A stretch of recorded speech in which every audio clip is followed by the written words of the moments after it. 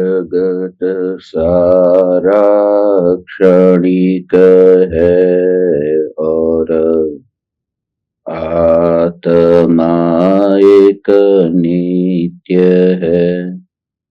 आत्मा का अनुभव बस एकमात्र नित्य है।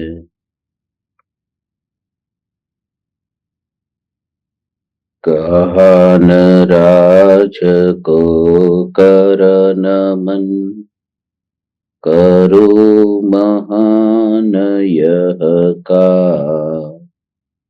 आप्त ज्ञान की प्राप्ति है, मंगलमय सुख सार। मंगलमय सुख सार।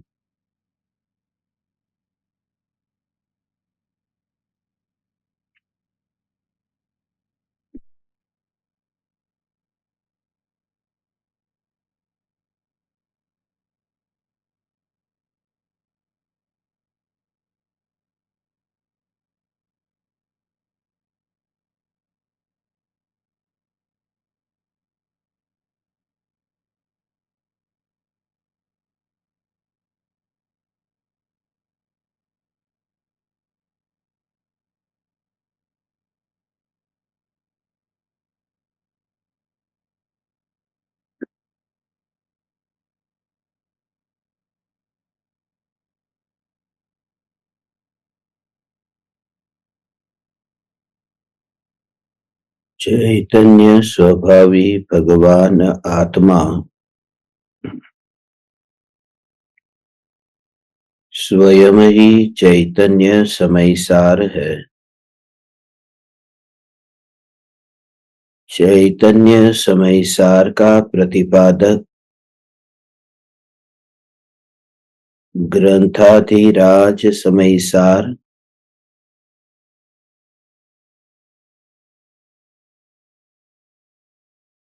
यह सिद्ध करता है कि कार्य उपादान की योग्यता से होता है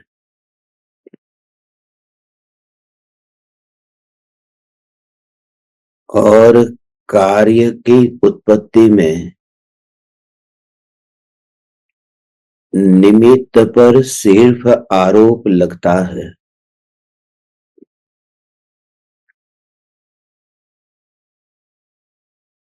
आचार्य कुंद देव ने निश्चय नहीं की मुख्यता से उपादान को कार्य का कर्ता कहा है और व्यवहार नहीं की मुख्यता से निमित्त को कार्य का कर्ता कहा है। निमित्त से कार्य होता नहीं है,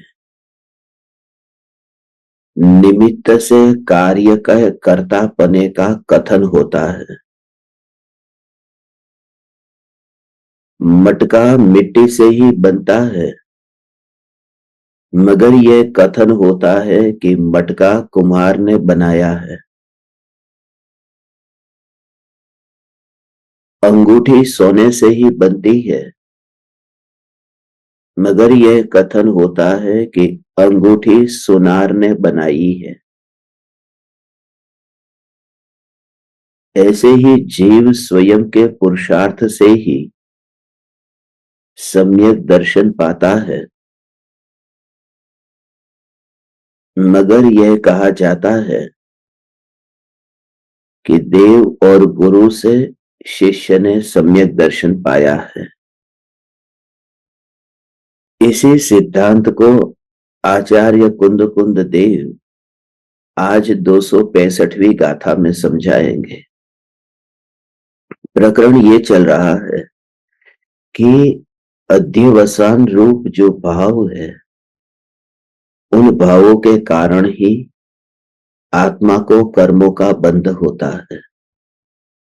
जीव अपने भावों से ही बंधता है, फिर वह पाप से बंधे या पुण्य से बंधे, दूसरा कोई भी उसके लिए जिम्मेदार नहीं है।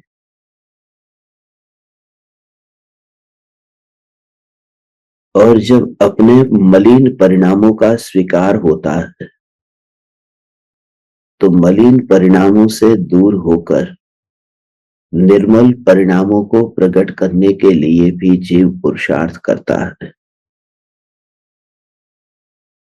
यह बात अलग है कि जिस समय पुरुषार्थ होता है, उस समय वहां ध्यान भी नहीं चाहता मलिन परिणामों की ओर या फिर निर्मल निर्मल परिणामों की ओर। ध्यान तो दृष्टि के विषयभूत ध्रुव चैतन्य परमात्मा पर ही टिका रहता है।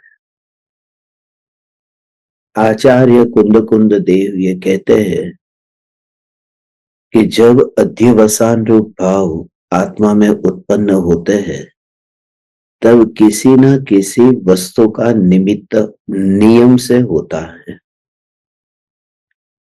निमित्त नियम से होता है, पर वस्तु का लक्ष्य नियम से होता है। मगर उन पर वस्तुओं को तुम उस कार्य का, उस बंधन का कर्ता मत मानना। जीव स्वयं ही अपने भावों से कर्मों को बांधता है। जैसे कोई कहे मैं क्या करूं, मैं टीवी देख रहा हूं और ये चश्मे मुझे बाधक बनते हैं, ये चश्मे की वजह से ही मैं टीवी देख रहा हूं। तो चश्मे जबरदस्ती तो नहीं कहते कि तुम टीवी को चालू करो, मुझे ओढ़ो पहनो और फिर तुम टीवी को देखो। अज्ञानी की मान्यता ऐसी ही है। अज्ञानी कहता है कि ये लाठी है, ये लाठी ही खतरनाक है, क्योंकि यह लाठी ही मुझे सिनेमा गृह तक लेकर के जाती है।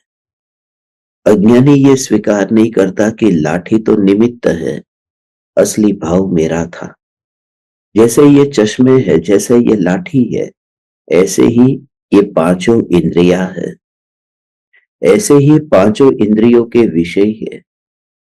वे मुझे ये नहीं कहते कि तुम मेरा अवलंबन लो, तुम मेरा लक्ष्य करो।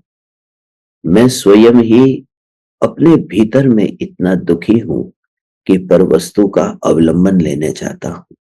मैं स्वयं ही स्वयं में इतना व्यस्त नहीं हूं, इसलिए इंद्रियों के अवलंबन लेने का विकल्प भी उत्पन्न होता है। हे चैतन्य परमात्मा, आज जो ये प्रकरण है, ये निमित्त होता है मगर निमित्त करता नहीं होता। उस संबंधी गहरे रहस्य को समझना है। बहुत ही प्रिय गाथा है।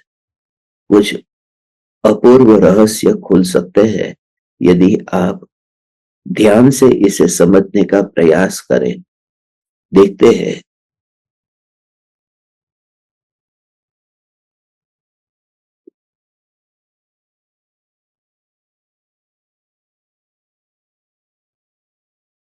265।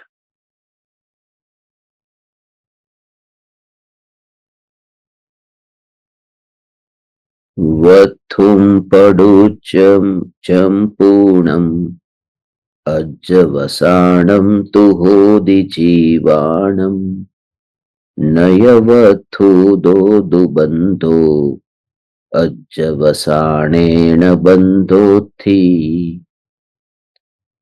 जीवों के जो अध्यवसान होते हैं, वे वस्तु के अवलंबन पूर्वक ही होते हैं,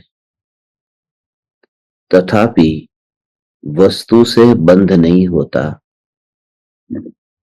अध्यवसान से ही बंध होता है।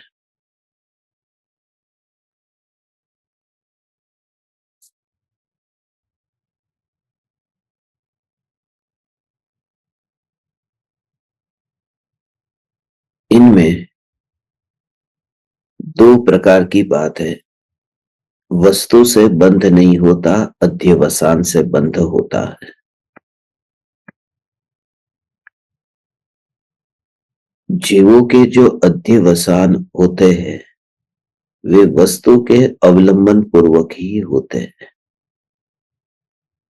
जितने भी राग और द्वेष के भाव है वो वस्तु के अवलंबन पूर्वक होते हैं। ये क्यों कहा? जो भी भाव होते हैं वो पर के निमित्त से होते हैं। राग और द्वेष के भाव पर के निमित्त से होते हैं। बार बार ऐसे शब्दों का उपयोग होता है। पर द्रव्य के लक्ष्य से उत्पन्न होने वाले जीव में जो रागादि भाव है वह आत्मा के अहितकारी है। पर द्रव्य के लक्ष्य से आत्मा में राग होता है, उस राग से फिर नए कर्मों का बंध होता है। इस प्रकार का जो कथन आता है ये क्यों? राग और द्वेष के भाव हमेशा पराये के लक्ष्य से ही होते हैं।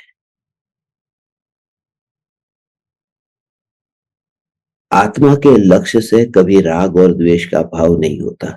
राग माने अच्छा भाव, द्वेष माने बुरा भाव। कोई कहता है कि मुझे आत्मा के प्रति बहुत राग है, आत्मा के प्रति बहुत राग है, तो वो आत्मा के प्रति राग नहीं है, क्योंकि आत्मा के प्रति राग हो ही नहीं सकता है। आत्मा की जो मैंने बातें सुनी है उसके प्रति राग हो सकता है, और वह बातें जो है वह तो पुद्गल है क्योंकि वाणी है। आत्मा के जो विकल्प वो राग का कारण हो सकता है, क्योंकि वो जो विकल्प है वह भी पुद्गल है। आत्मा के लक्ष्य से राग और द्वेष होते ही नहीं। फिर ये पराये के निमित्त से तो होते हैं, ऐसा क्यों कहते हैं? निमित्त को बार बार इसलिए कहना पड़ता है क्योंकि निमित्त से कार्य होता नहीं है। मगर जब तुम कहो कि इसके निमित्त से ये हुआ, उस समय कि वह उसका स्वभाव नहीं है, क्योंकि पराये के निमित्त की उसमें अनिवार्यता है। जैसे पानी है, तो मैं अब ये कहता हूं कि पानी गर्म हुआ, पानी गर्म हुआ, पानी गर्म हुआ, तो अकेला इतना ही कहूं तो उसमें वह बात समझ में नहीं आती। मगर जब मैं कहूं कि अग्नि के निमित्त से पानी गर्म होता है, गर्म होने के लिए अग्नि का निमित्त चाहिए, और ठंडा होने के लिए उसे अग्नि के निमित्त की जरूरत नहीं है। तो जब अग्नि के निमित्त की जरूरत पड़ी ना, इसका मतलब जिसमें वो निमित्त चाहिए, माने पानी का गर्म होना, ये पानी का स्वभाव नहीं है। शीतलता पानी का स्वभाव है, जिसके लिए उसे किसी की जरूरत नहीं पड़ती। गर्म होने के लिए अग्नि की जरूरत पड़ी, पराये की। इस वजह से उसमें अग्नि को कर्ता नहीं बताना, इसमें ये बताना है कि वो गर्म पानी जो है वह पानी का स्वभाव नहीं है, क्योंकि अग्नि निमित्त बनी। ऐसे ही पर के कारण राग द्वेष हुआ, इसलिए पर आरोप लगा करके उसके ऊपर नफरत नहीं करना। ये बताया है कि पर के निमित्त से राग द्वेष होते हैं, माने वो पर निमित्त बना है, माने राग द्वेष जीव का स्वभाव नहीं है। जैसे पानी का गर्म होना, ये पानी का स्वभाव नहीं है, अग्नि निमित्त है। मगर अग्नि ने जबरदस्ती तो नहीं कहा कि तुम मेरे पास में आओ और गर्म हो। वो पानी में ऐसा स्वभाव है कि अग्नि के संपर्क में जाएगा तो गर्म होगा। ऐसे ही आत्मा में स्वभाव है, वो वैभाविक नाम का एक गुण है कि पर के संपर्क में जाएगा तो राग और द्वेष के भाव होंगे। इसलिए ज्ञानियों ने यह प्रेरणा दी है कि पर के लक्ष्य से राग द्वेष नहीं होते, मगर पर पर पर पर की जो रुचि है तुम्हारी, वह तुम्हें पर का लक्ष्य कराती है। दर्शन मोह है तब चारित्र मोह होता है। जैसे दर्शन मोह छूट जाए कि चारित्र मोह भी फिर नष्ट होने लगता है। फिर वह चौथे से पांचवें, छठे सातवें, और फिर वह पूर्ण वितरागता की ओर यात्रा करता है। तो तो ये गाथा ये समझाती है कि मैं जब भी किसी वस्तु को देखता हूँ और वस्तु को देखने पर मुझे जो उस वस्तु के प्रति राग द्वेष होता है, तो यह जागृति रहे कि वह वस्तु मेरा ध्यान आकर्षित नहीं करती। ज्ञान में जानने में आना ये अलग बात है, पर अटेंशन वहां जाकर के उसका ध्यान होना ये अलग बात है। जैसे अभी मुझे पता नहीं है कि ये रत्न कितने का है, मैं तो उसे पत्थर का टुकड़ा मान रहा था। और किसी जौहरी ने आकर मुझे बताया कि यह रत्न, ये 1 करोड़ रुपए का ये रत्न है। तो उसको मैंने जान लिया। तो जानने के बाद में अब मेरा ध्यान बार बार वहां जाता है, मगर ये बार बार ध्यान इसलिए नहीं जाता क्योंकि मैंने उसका मूल्य जान लिया है। ध्यान बार बार इसलिए जाता है क्योंकि वह मेरी कमजोरी है, मुझे उसे भोगना है। केवली भगवान को पता नहीं है कि यह रत्न 1 करोड़ रुपए का है, मगर केवली परमात्मा का ध्यान नहीं जाता। ज्ञान में जानने में आना ये अलग बात है और ध्यान वहां जाना ये अलग बात है। ज्ञान में तो सारा लोकालोक जानने में आ जाता है, मगर ध्यान तो चैतन्य परमात्मा के अतिरिक्त अन्य किसी भी पराये में नहीं जाता है। तो वो जो स्वरूप का आश्रय है और लोकालोक ज्ञान में झलकता है, ये चैतन्य परमात्मा, ये जागृति कि निमित्त मुझे कुछ भी नहीं करता। इसलिए जब भी जीवन में परिस्थिति आए तो सम्यक दृष्टि को यह जागृति रहती है। उनका पूरा ऑपरेशन अपने में है। ये व्यक्ति मेरे सामने आता है कि मुझे बस गुस्सा आ ही जाता है, मगर वह व्यक्ति तेरे सामने आता है, तुझे गुस्सा आता है, वह तो अनंत केवल ज्ञानियों को जानने में आ रहा है। वह व्यक्ति जिसे तू बुरा कहता है, उसे तो अनंत केवली परमात्मा जानते हैं, उन्हें कोई राग द्वेष नहीं होता। तो जानने से राग द्वेष नहीं होता है, तो कुछ न कुछ पुरानी वृत्तियों के कारण उस व्यक्ति को कुछ उस नजरिए से देखता है। हे चैतन्य परमात्मा, जिंदगी अल्प है और जिस व्यक्ति को तू अभी जानता है, वह व्यक्ति मृत्यु होने पर वैसे भी अनजाना हो जाने वाला है। जैसे पूर्व भव के मित्र और शत्रु कहाँ है हमें पता भी नहीं है। इसलिए साधक का यह कर्तव्य है कि जिनके लक्ष्य से तुम्हें राग और द्वेष के भाव होते हैं, पहले तो उनको तुम रंच मात्र भी द्वेष किए बिना, उन पर आरोप लगाए बिना, उन्हें तुम अदालत में मत बुलाओ, उन पर आरोप मत लगाओ कि इनकी वजह से ये हुआ। वरना ये बात ऐसे ही होगी, तुम रास्ते को अदालत में बुला रहे हो कि यह रास्ता मुझे क्यों भटकाता है, या फिर तुम कांटे को अदालत में बुलाओ कि यह कांटा मुझे क्यों चुभता है, या फिर तुम अग्नि को कहो कि यह अग्नि मुझे क्यों जलाती है। और सारी दुनिया में किसी भी वस्तु को छोड़ना ये मेरे हाथ में नहीं। मैं यदि पत्नी से परेशान हूं और जंगल में चला जाता हूं, तो जंगल में कोई ना कोई दूसरा मिल ही जाएगा। जिस पेड़ के नीचे मैं बैठा हूं जंगल में, उस पेड़ को काटने वाला लकड़हारा आ जाएगा, वो पेड़ को काटने आएगा तो उसके प्रति द्वेष होगा। पत्नी से तो द्वेष होता था, उसे छोड़ करके मैं जंगल में आया, अब लकड़हारे के प्रति द्वेष हो गया। क्या करूंगा मैं? इसके लिए ये उपाय ही नहीं है। पूरा ऑपरेशन अपने पर ही करना। हे ज्ञान दीपक, यू जस्ट रियलाइज, अपने ही परिणाम और अपने ही भावों में खेलता हुआ ये परमात्मा है, कहीं बाहर जाता ही नहीं है।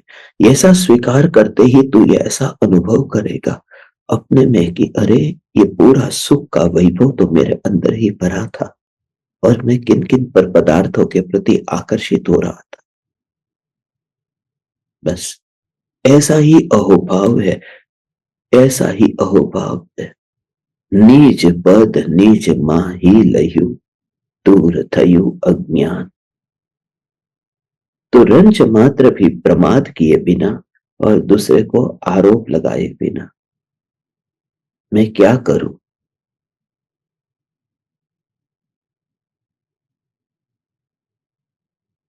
मैं कमरे के भीतर गया।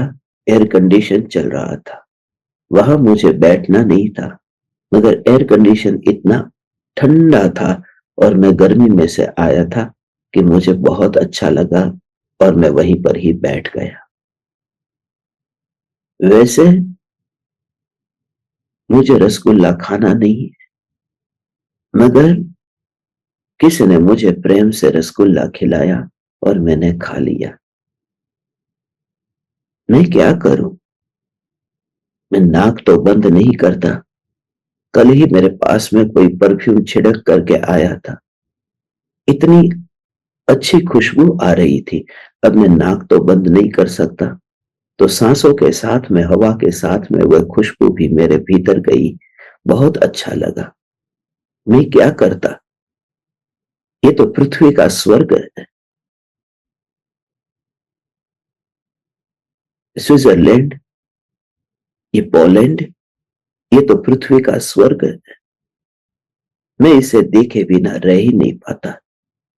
अब मैं आंखों को फोड़ थोड़ी डालूं, मैं सूरदास थोड़ी हो जाऊं।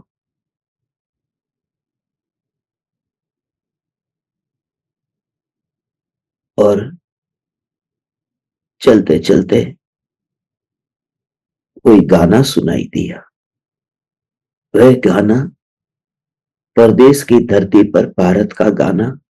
मैं ठहर ही गया कि यहां पर भी लोग भारत के गाने सुनते हैं, इसलिए मैं वहां रुक गया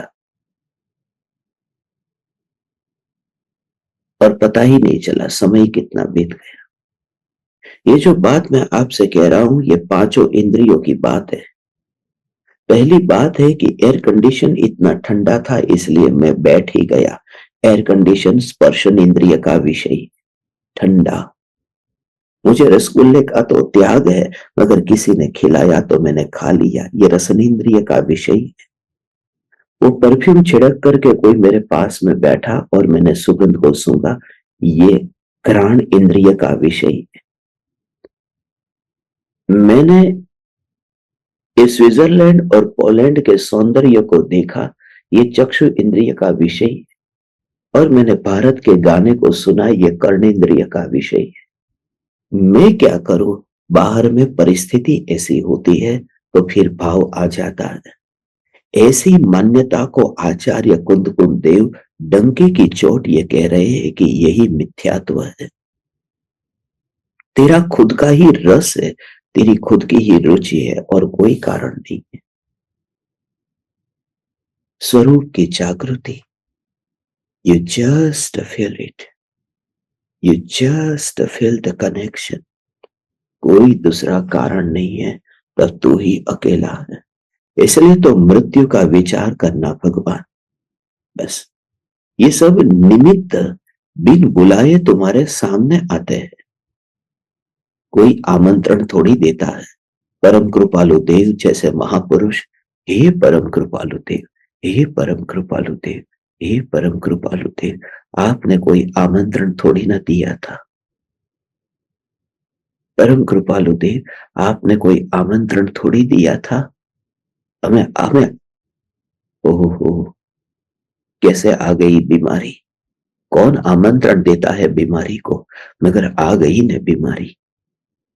निमित्त को आमंत्रण कोई देता नहीं है। जब भी तुम्हारे पैर में कांटा चुभा, उस कांटे को आमंत्रण नहीं दिया। ऐसे ही जब तुम्हें किसी व्यक्ति के साथ में नहीं बनती है, उसके प्रति तुम्हें द्वेष हो जाता है। ये आदमी ही बुरा है, उसका बर्ताव ही बुरा है, उसके भीतर कपट है। उसको जरूरत होती है तब वह मेरे पास आता है, मुझे जरूरत होती तब आता ही नहीं। उसको जरूरत थी तब मैंने 10 बार उसका फोन उठाया था, मुझे जरूरत है तब एक बार भी फोन नहीं उठाता।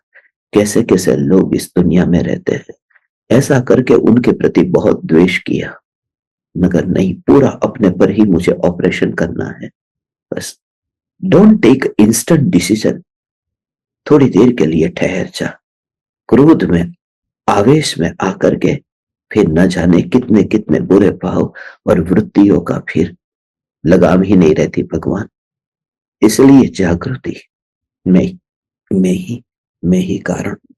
ये 265वीं गाथा में पूरा जड़ मूल से ऑपरेशन की निमित्त होता है, वस्तु होती है, मगर वस्तु मुझे ये नहीं कहती कि तू ये कर। मेरा मित्र है, मेरा शत्रु है, मगर वे थोड़ी कहते हैं कि तुम मुझ पर भाव करो। ये तो क्या था, मुझे कुछ नहीं करना था, फोन पास में पड़ा था, इसलिए मैंने अपने मित्र को फोन लगा दिया। नहीं तो नहीं लगा था, फोन पास में ही पड़ा था, विचार आ गया लाओ मैं फोन लगा दूं, और वह अच्छा है इसके लिए मैंने फोन लगाया।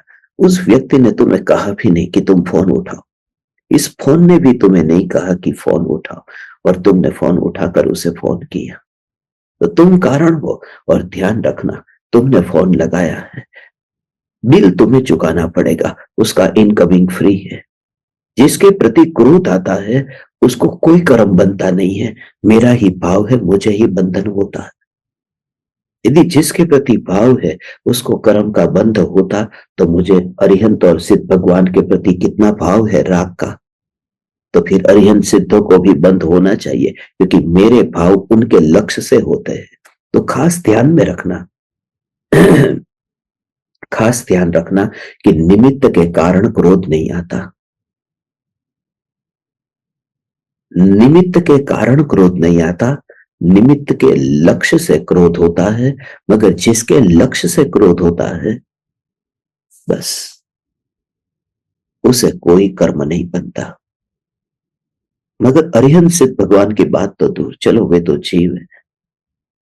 अभी रसगुल्ला है तो रसगुल्ले से मुझे बहुत प्रीति है कि मैंने रसगुल्ला खाया, तो रसगुल्ले को कितना कर्म बंधेगा, कुछ नहीं, क्योंकि उसके लक्ष्य से मुझे मुझे भाव हुआ है, मगर उसे कोई कर्म नहीं बनता। तो मैं बंधता हूं अपने ही भावों से, सामने वाला उसका लक्ष्य भी न करता हो, मैं किसी को गालियां देता रहूं, बस सामने वाला सुनता भी ना हो। और कभी कभी ऐसी गजब की बात होती है कि जिन्होंने, कुछ साल पहले की बात है, एक टैक्सी वाले को किसी कस्टमर ने बहुत गालियां दी। मैं वहां पास में ही खड़ा था, और वह गाली देने वाला इतने खराब खराब गालियां बोल रहा है और ये सुन रहा है, कोई जवाब नहीं दे रहा। और ऐसा नहीं कि उसके पास ताकत नहीं थी, वो गाली देने वाला तो मकोड़ी पहलवान था, और ये तो इतना शक्तिशाली था टैक्सी वाला, मगर बार बार क्या बोल रहा था, बोलता रहे, तुझे जो बोलना है वो बोलता रहे, मेरे को कहाँ चिपकती है, तो बोल, मेरे को कहाँ चिपकती है। उस समय मुझे ये बात विचार में आई, सचमुच इस टैक्सी ड्राइवर ने समय सार नहीं पढ़ा, मगर उसे भगवान आत्मा अस्पर्शी है, ये संस्कार कहीं ना कहीं पूर्व भव का अंदर पड़ा हुआ है। और समय सार को पढ़ा हुआ व्यक्ति यदि कहीं जाए और कोई एक बार न बोले कि आओ पधारो, तो हृदय में तीर की तरह चुभ जाता है। इसलिए हे चैतन्य परमात्मा, ये समय सार पर तुम कलंक मत लगाना, तुम्हारे हाथ में समय सार आया, तुम्हारे हाथ में समय सार आया है। तुम प्रति समय प्रति क्षण ये जागरूक रहना, आत्मा में जो भाव उत्पन्न होते हैं वे भाव आत्मा की स्वयं की कमजोरी की वजह से होते हैं। तब उस व्यक्ति को भी वहां पर गाली दी जा रही है, बुद्ध को भी गाली दी जा रही थी।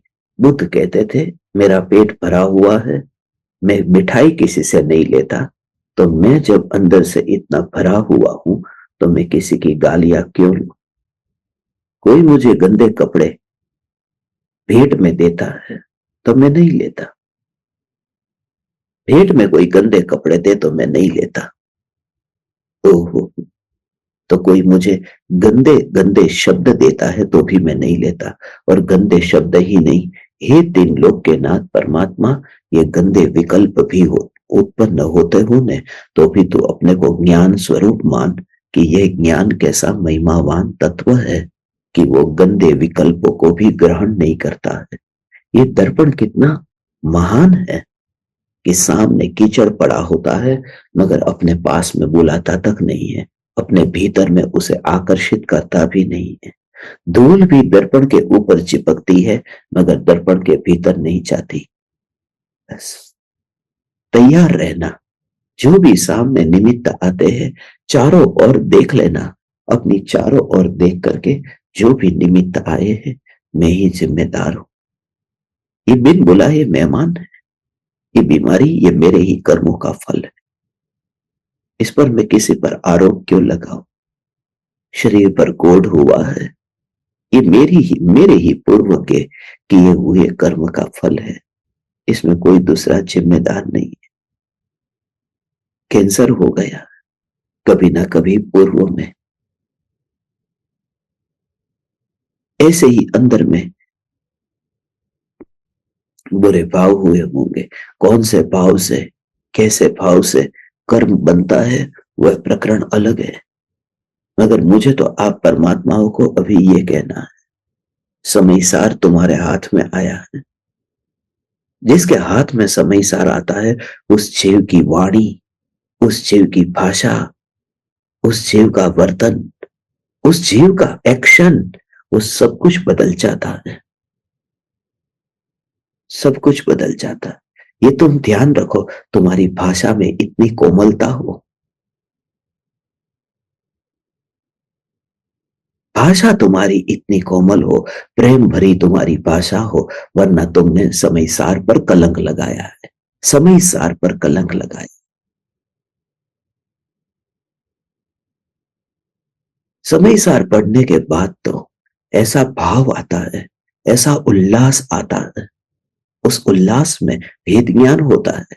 ज्ञान दीपक जब उमराला आते हैं तब उनके लिए खाना जब बनाने में जाता हूं ना, तो बहुत बार ऐसा तेल, आपको तो पता है किचन में जाते हैं तो तेल में हाथ लग जाता है, गरम कढ़ाई में हाथ लग जाता है, तो गरम, ऐसा गरम लगता है, तो ऐसा गरम की स्पर्शना होती है। तो बहुत बार ऐसा होता है। तो यह ज्ञान है, पहला ही भाव यह आया। मगर एक और राग है और एक और स्वीकार है। राग है ज्ञान दीपकों के प्रति, मगर यह अनुभूति ज्ञान की है। अब तुम तो मुझसे ज्ञान लेने आए हो,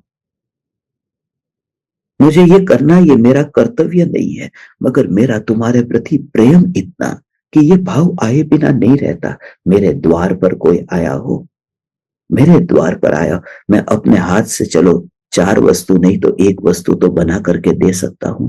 चलो, मैं ऐसा भाव आए बिना नहीं रहता।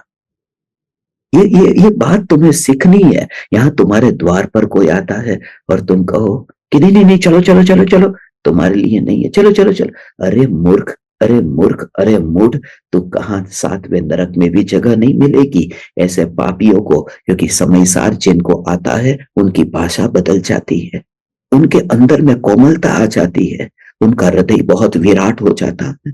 सत्य कहता हूं, मेरा हृदय जलता है जब कोई जीव समयसार जैसे महान ग्रंथ को पढ़ करके भी पत्थर दिल हो जाता है। तुम स्वागत करो, एक साधर्मी दूसरे साधर्मी का ऐसे वात्सल्य से स्वागत करे। नहीं तो कोई समयसार क्या, तुम खाक आत्मा को पाओगे। तुम प्रयोग करो। यहां तो रास्ते पर जाते हुए भिक्षुक को भी हम प्रेम से ये कहते हैं, अरे भाई तू कितने दिन का भूखा है, तुझे जरूरत नहीं, कोई तेरा कोट भी छीन ले तो पूछ लेना, कमीज तो नहीं चाहिए ने। जहां पर ऐसा भाव आता है वह जीव, उसने समयसार पढ़ा है। मैं ये नहीं कहता हूं आत्मा को पाया है, आत्मा को पाने के लिए तो बात ही कुछ और है। यहाँ तो समयसार के सत्संग में बैठने की पात्रता वाला जीव कौन होता है, ऐसा करुणा से भरा।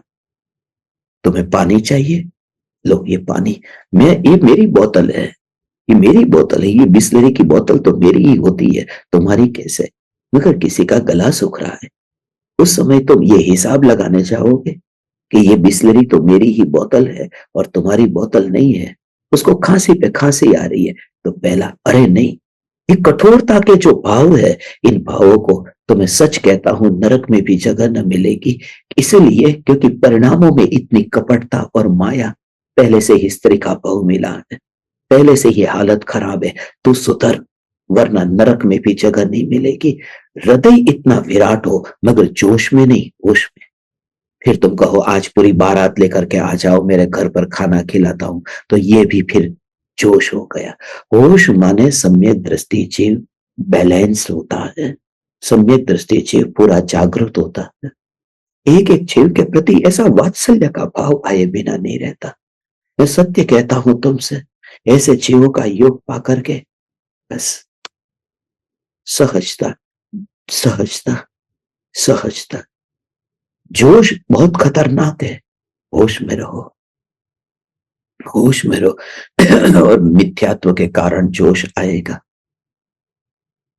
सारा नशा उतार दो। तुम्हारी चाल चैतन्य के जोर से हो तो फिर वह चाल तुम्हारी अलग होगी भगवान। वो तुम्हारा बोलना भी अलग होगा, तुम्हारी चाल अलग होगी, तुम्हारा बोलना अलग होगा। मैं दुबई में जाता हूं, 100 करोड़ के घर में एक व्यक्ति रहता है, आत्मसिद्धि शास्त्र मिशन का शिखर है, मगर उनकी चाल है। 100 करोड़ का घर है, करोड़ों की रोल्स रॉय है, मगर उनकी चाल को मैं देखता हूं ना, तो लगता है कि जिसने ज्यादा 100 करोड़ के घर में रहने वाला व्यक्ति भी कैसे चलता है। तुम 2-5 करोड़ के घर में रह करके उछल कूद करते हो। थोड़े जमीन पर आओ, थोड़े जमीन पर आओ। कहां से कहां चले जाओगे पता नहीं। समुद्र के पास में रहते हो, समुद्र में मछली बनकर के कहां तड़पोगे पता नहीं। अभी यहां बैठा है, कल जाकर के समुद्र में मछली बन जाएगा। मुंबई में देखा ने, मुकेश अंबानी का बिल्डिंग है, सबसे ऊंचा बिल्डिंग, कितना खूबसूरत दिखता था, मगर उसके ही पास में अभी लोढ़ा ने इससे भी ऊंचा टावर बना दिया, अंबानी से भी ऊंचा टावर बनाया। बहुत विवाद हुआ। वो कहता है कि मेरे पास में कोई ऊंचा टावर नहीं बनाना चाहिए, मगर बन गया ने। मैं रोज उस गली से निकलता हूं तो ये देखता हूं कि देश का सबसे बड़ा करोड़पति होकर के भी उसकी भी नहीं चली ने, उसके पास में कोई आकर खड़ा हो गया ने। हे चैतन्य परमात्मा, तू समुद्र के पास में रहता है मगर समुद्र में मछली बनने की तैयारी कर रहा। तू जाग, तू चेत। कोई भी पराया तुझे कर्म नहीं बंधवाता है। तू तेरी बेहोशी की वजह से जमीन पर आओ। भाषा में मृदुता हो, वाणी में मृदुता हो, नशे से छुटकारा हो। तुम करोड़ों के घर में रहते हो, ये बात चुप हो जाओ, पचा लो। तुम जितना हो सके अंदर में पचाओ। सत्य है, तुम बैठे हो, सामने वाले को, पास वाले को पता भी न चले इसके पास में धन कितना है। इनकम टैक्स वालों से कैसे तुम धन को छुपाते हो। इनकम टैक्स वाले को अपना सब कुछ कैसे नहीं बताते कि व्यर्थ के विवाद में पड़ूंगा मैं, जाने दो। और उसमें भी 2 नंबर का धन हो ने, 2 नंबर का धन हो तो दूसरे को दिखाने का भाव ही नहीं आता। इनकम टैक्स वाले को दिखाते हो 2 नंबर का कितना पड़ा है, तो प्रत्येक पुद्गल 2 नंबर का ही तो है, क्योंकि 6 द्रव्य में पहले नंबर पर तो जीव है, दूसरे नंबर पर पुद्गल है। इसलिए पुद्गल द्रव्य 2 नंबर का द्रव्य है, और 2 नंबर का जो द्रव्य है, उस 2 नंबर के द्रव्य को दूसरों के सामने क्या दिखाना। फिर ये शरीर भी आ गया, शरीर की सुंदरता, ये भी 2 नंबर का धन है। ये ब्लैक मनी जैसा है, शरीर गोरा है, शरीर सुंदर है, ये 2 नंबर का है। फिर शरीर के संयोग, बस ओहो, जहां सब पक्षपात छुप जाते हैं, कौन काला कौन गोरा।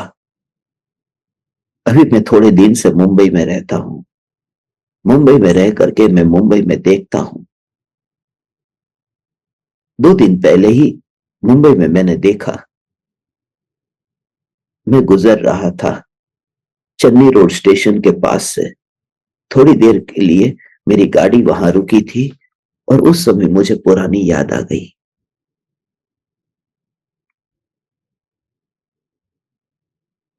लोग ट्रेन में चढ़ रहे हैं, उतर रहे हैं।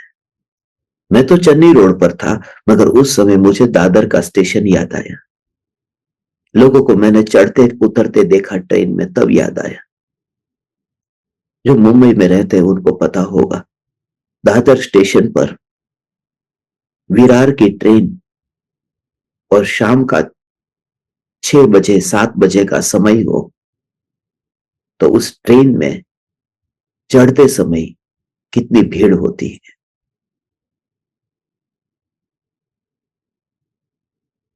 और उस समय जब लोग उस ट्रेन में चढ़ते हैं, वो दृश्य मुझे याद आया। मैं तुम्हें अपने दिल की बात कहता हूं, वो दृश्य मुझे याद आया कि भेदभाव छोड़ो। मैं हिंदू हूं, मैं मुस्लिम हूं, मैं करोड़पति हूं, मैं लखपति हूं, मैं गोरा हूं, मैं काला हूं। जब ट्रेन में सब एक साथ में चढ़ते हैं तो कैसी एकता होती है। कोई भेदभाव होता है, करोड़पति हो या लखपति हो, गोरा हो या काला हो। ट्रेन में जब ऐसा धक्का मार करके चढ़ते हैं, कोई देखता ही नहीं है पास वाला कौन है, हिंदू है, मुस्लिम है, काला है, गोरा है। सीधा में ट्रेन में चढ़ जाओ, नहीं तो जगह नहीं मिलेगी। अभी मैं ट्रेन में चला जाऊं, बड़ी मुश्किल से, नहीं तो। और कितना भी तुम वेट करोगे। शुरू शुरू में तो मैं सोच रहा था कि एक ट्रेन जाने दो, दूसरी ट्रेन आएगी। और दूसरी ट्रेन आती है तब तक फिर इतनी भीड़ इकट्ठी हो जाती। फिर एकता, विरार एकता जिंदाबाद। 2-2 घंटे तक मैं ऐसे ही देखता था कि ये देखो ना, चींटियों की तरह भीड़ इतनी। मुंबई वाले को पता चल गया हो कि कितनी भीड़, उसमें भी विरार की ट्रेन। तो वहां अपन जाति देखते, मेरे पास में कौन सी जाति वाला है, कौन से कुल वाला है, कौन करोड़पति है। कोई विकल्प नहीं आता। विरार जाना है, विरार जाना है। और उस समय मुझे यही भाव आता था। ये दादर माने सीढ़ी होता है, दादर का अर्थ सीढ़ी है।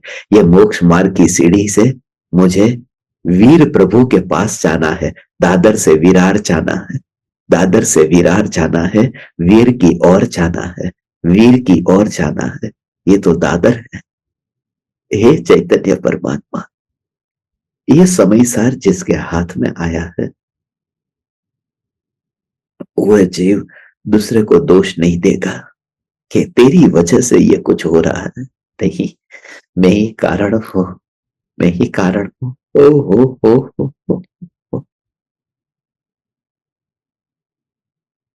कोई कारण दूसरा,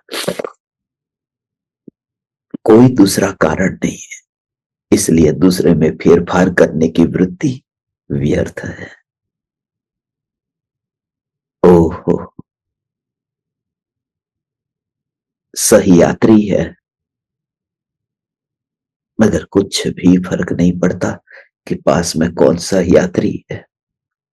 समय सार जैसा महान ग्रंथ, हे आचार्य कुंकुम देव, आप जहां है वहां आप अपनी अंतर की मस्ती में है। मगर आप परमात्मा ने हमें जो ये ऐसा ऐसा ऐसा अमृत पिलाया है, हे हे हे आचार्य कुंकुम देव, हम आपके वचनों की कद्र करेंगे, मूल्य करेंगे। हे आचार्य कुंकुम देव, हे आचार्य कुंकुम देव, हे आचार्य कुंकुम देव। जैसे जैसे ये समय सार मैं बढ़ता जाता हूं और अंदर से परिणाम कोमल होते जाते हैं। थोड़े दिन पहले ही बोरीवली में सत्संग था ने किसी ने बहुत अच्छा प्रश्न पूछा कि ये समय सार लोग 35 सालों से पढ़ते हैं। उन्होंने 35 साल कहा, मैं तो 45 साल कहता हूं। 45 साल तक गुरुदेव के प्रत्यक्ष सानिध्य में रहने वाला जीव भी ये भाव नहीं समझ पाया कि ये समय सार क्या कहता। क्योंकि लक्ष्य नहीं बदला था। लगाम चाहिए। एक व्यक्ति को तुम सर्वस्व समर्पण कर दो, फिर वह कोई भी हो, मगर आत्मज्ञानी हो, जिसकी खुद की आंख का ऑपरेशन हो चुका हो, जो तुम्हारी आंख का ऑपरेशन कर सके।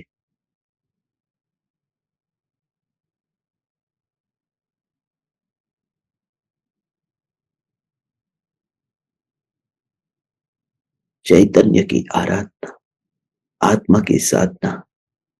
हे चैतन्य परमात्मा, हे चैतन्य परमात्मा, हे चैतन्य परमात्मा, निमित्त पर आरोप लगाए बिना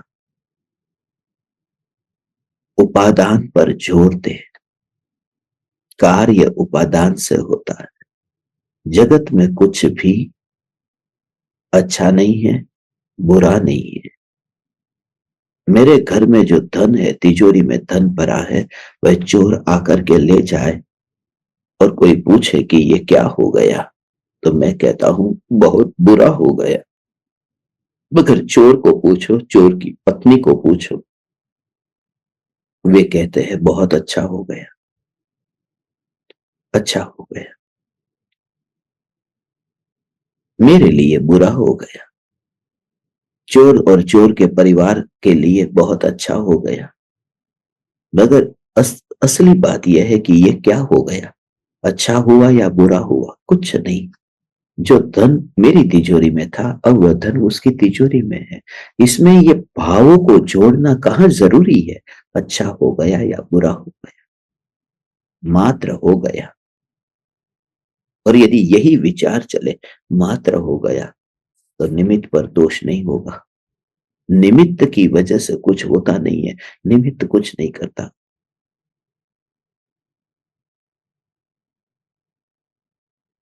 भगवान के समूह शरण में कितने जीव थे, हम समूह शरण में जाकर के आए ने, कितना उत्कृष्ट निमित्त था, मगर कुछ नहीं हुआ।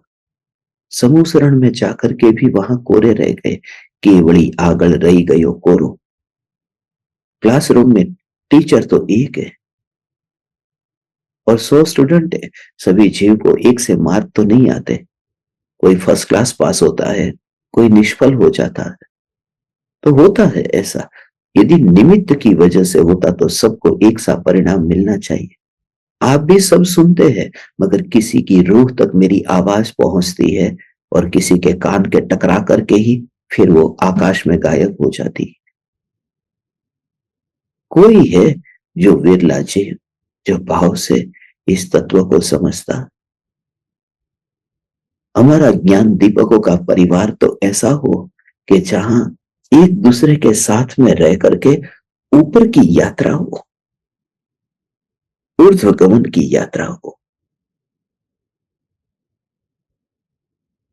ऐसी चैतन्य की मस्ती, ऊर्ध्वगमन की यात्रा हो। प्रेम और वात्सल्य, बस।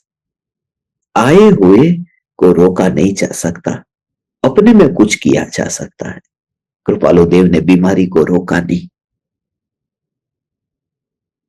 मगर वे वहां चले गए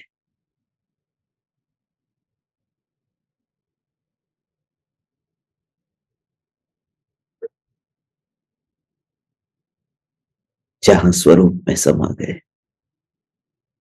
जहां बीमारी ही नहीं थी।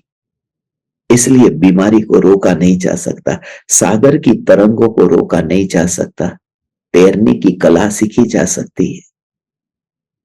ऐसे ही है ज्ञान, ज्ञान, ज्ञान, ज्ञान। हमेशा तैयार रहो। आते हुए मेहमान को तुम रोक नहीं सकते। अब बहुत बार ऐसा होता है, उमराला में मेहमान, मैं तो किचन में जाता हूं, मैं देखता हूं कि मेहमान आने वाले थे, अब 100 मेहमान आने वाले थे और अचानक 142 आ गए। 42 मेहमान ज्यादा आए, खाना 100 लोगों का बनाया है, अब मैं क्या करूं। तो बापू जी को मैं देखता, तुरंत ही वो डिब्बा खोलते। कौन सा डिब्बा? सेव का। सेव टमाटर की सब्जी फटाफट बन जाएगी, क्योंकि पहले से पता नहीं था, मगर सेव तैयार रखी थी। तुम भी कुछ अपने भीतर में सेव करके रखो, कुछ न कुछ सेव करके रखो, कुछ न कुछ सेव करके रखो। ऐसे अपनी परिणति को ऐसी निर्मल करके सेव करके रखो, जब भी कोई उदय ऐसा आ जाए तुम तात्कालिक उसका उपयोग कर सको। मेहमान को नहीं रोका जा सकता। और ये सेव टमाटर की सब्जी ऐसी है ना, तात्कालिक बन जाती है, तो 2 मिनट में रुको ने भी फटाफट हो जाएगा, डब्बा डब्बे डिब्बे खुलने लगते हैं। बापू जी को मैं याद करता हूँ, हे चैतन्य परमात्मा, हे चैतन्य परमात्मा, निमित्त को रोका नहीं जा सकता, और हम तो गरीब निर्धन परिवार के लोग हैं। 42 मेहमान ज्यादा आए तो क्या हुआ, प्रेम है ना, तो सेव के डिब्बे खुल जाते हैं। ये चैतन्य परमात्मा, थोड़े थोड़े थोड़े थोड़े, हो विराट विराट विराट। निमित्त को रोका नहीं जा सकता, उपादान में पुरुषार्थ किया जा सकता है। ओ हो ओ हो। निमित्त को रोका नहीं जा सकता। ओ हो।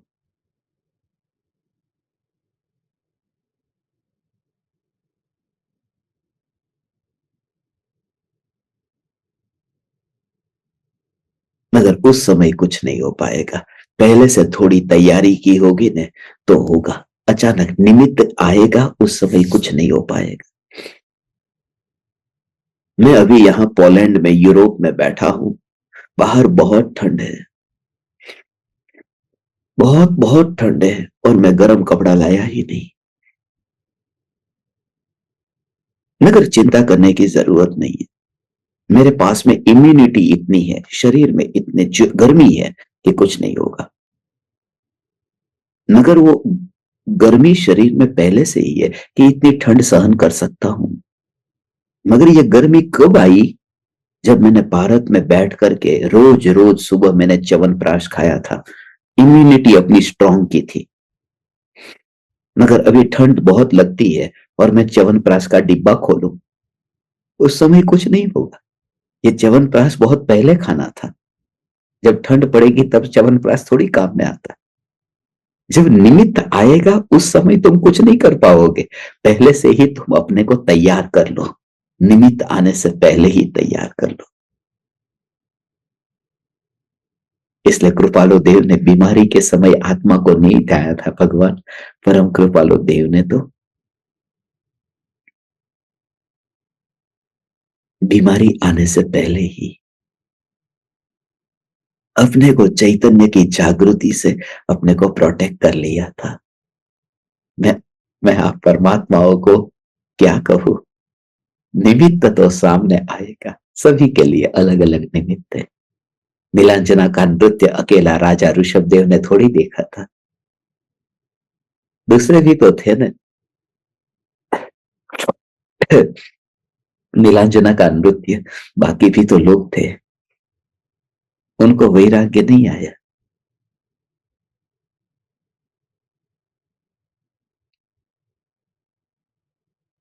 क्योंकि उनकी योग्यता नहीं पकी थी, उनका पुरुषार्थ इतना नहीं था।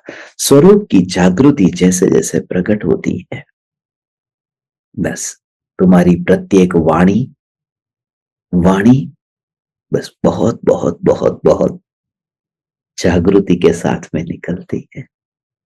और जैसा मैंने आपको कहा, डोंट टेक इंस्टेंट डिसीजन। कभी भी कुछ भी परिस्थिति ऐसी हो ना, आप ये भी करना, थोड़ी देर के लिए कंट्रोल कर देना, क्योंकि जिस वस्तु का बाद में पछतावा होगा, जब तेरे को जरूरत पड़ी तब मैंने तुझे सपोर्ट किया था, सामने वाला कहेगा कि तू मेरे को ऐसा ऐसा बोल गया, मैंने तेरे से उम्मीद नहीं की थी, क्योंकि तू बोल गया, जोश में आकर बोल दिया। और स्वरूप चैतन्य के आश्रय से ही यह जागृति रहेगी। भगवान, तुमने तुमने किसी के लिए कितना अच्छा किया है, फिर भी सामने वाला तुम्हारे लिए अच्छा नहीं करता है, तो चुप हो जा, क्योंकि बोल करके ही उत्तर नहीं होता, चुप रह करके भी उत्तर दिया जा सकता है। और यह सबसे बड़ा उत्तर है, चुप रह जाना। और तुम पाओगे, तुम जैसे जैसे इसका अभ्यास करते जाओगे, बहुत विवाद से बचोगे, आत्म आराधना करने के लिए भी तुम्हें मोक्ष मार्ग में अग्रसर होने में बल मिलेगा। भगवान,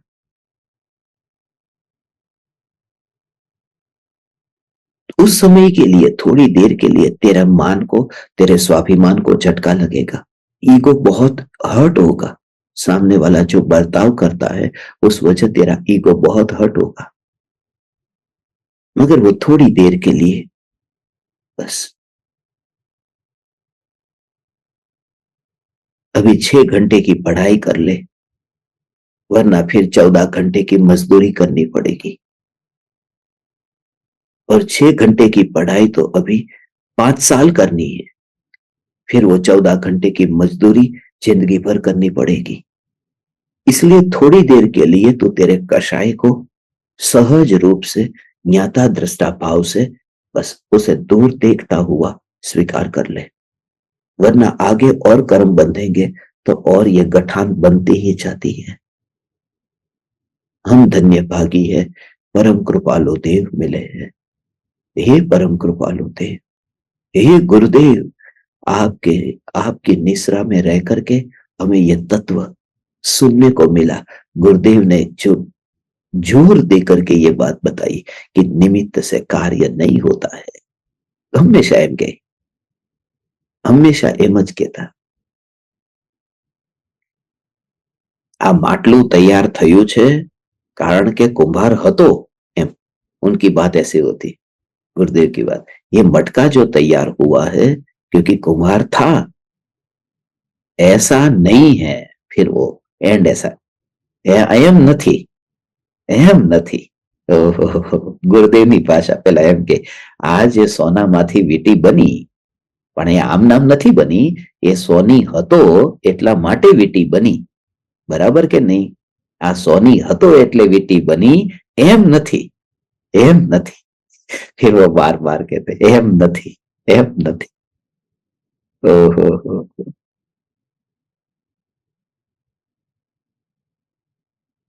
हम तो ऐसा महसूस करते हैं कि चक्रवर्ती का पुण्य का उदय जितना नहीं होता है न, उससे अधिक पुण्य का उदय हमारा है। गुरुदेव मिले, कृपालु देव मिले, ओह आत्म सिद्धि शास्त्र मिला, समय सार मिला, ओहो आचार्य कुन देव मिले, और ये वितराग धर्म मिला।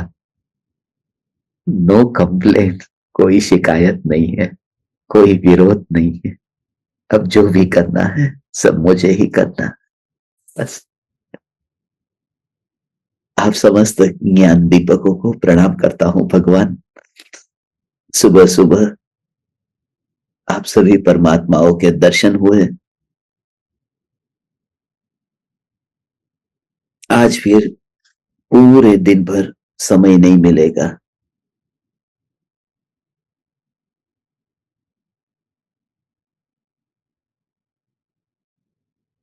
इसके लिए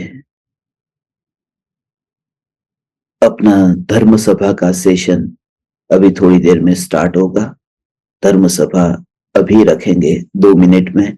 आप फ्रेश होकर के रिफ्रेश होने के लिए आ जाइए कि फिर अपन धर्म सभा के लिए बैठेंगे।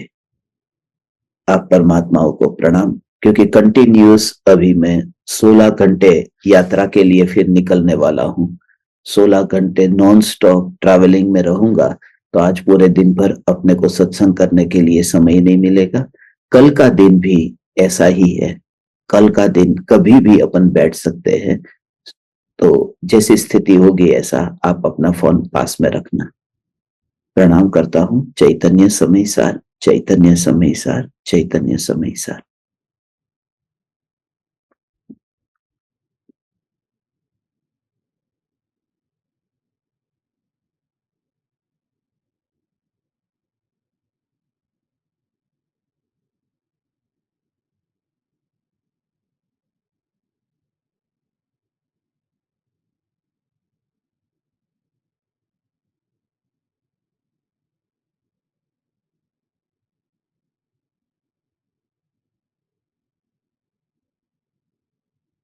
अहो अहो श्री सद्गुरु करुणा सिंधु अपार,